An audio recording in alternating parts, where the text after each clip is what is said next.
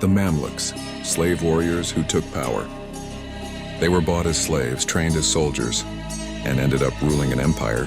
The Mamluks were warrior slaves of Islamic rulers, but they didn't stay slaves.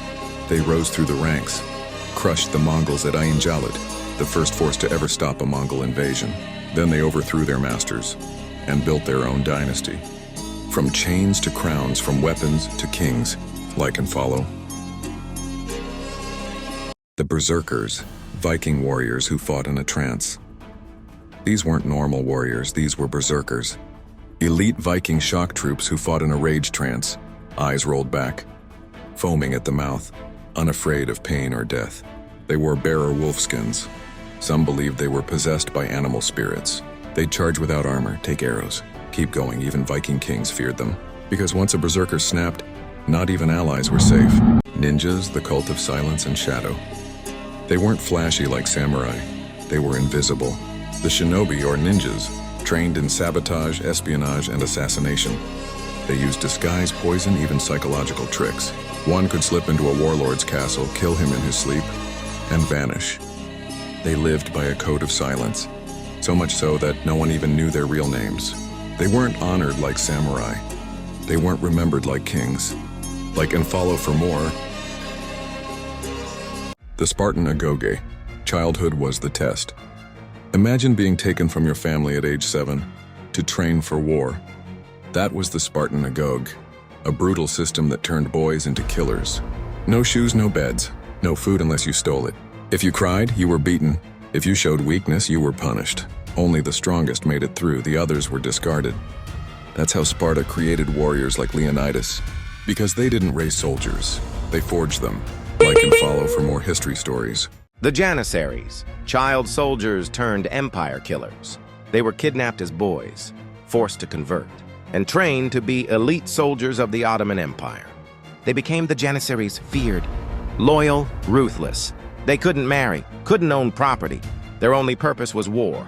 And yet, they became so powerful, they started controlling sultans, until one day the empire feared them too much and massacred them.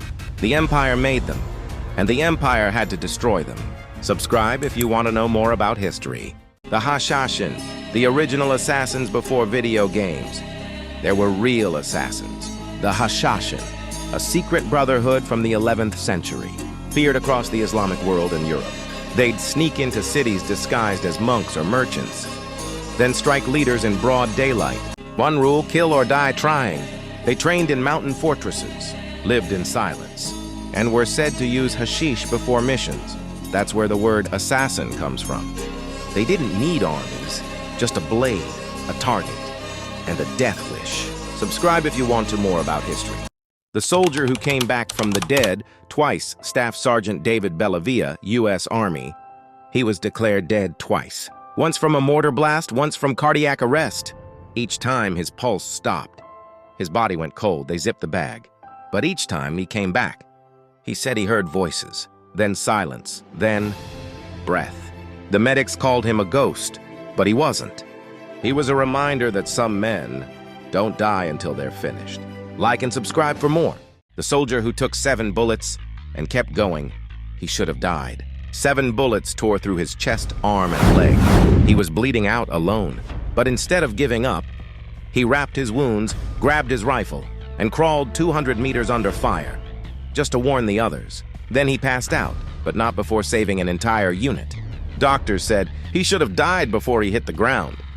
But warriors like him don't follow the rules. Subscribe for more history stories. The man who survived Hiroshima and then Nagasaki, his name was Tsutomu Yamaguchi. He was in Hiroshima when the bomb dropped. Blinding light, shockwave, fire.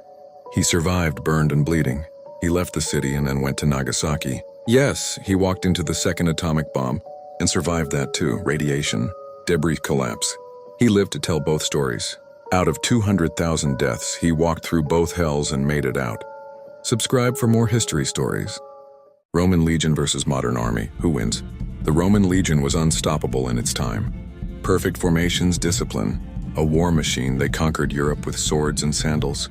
Now imagine them facing a modern army.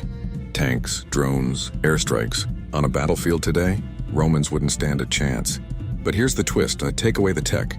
put both sides on even ground. The Romans outthink and outlast most modern troops. Why? Because they trained like machines, before machines even existed, like and follow.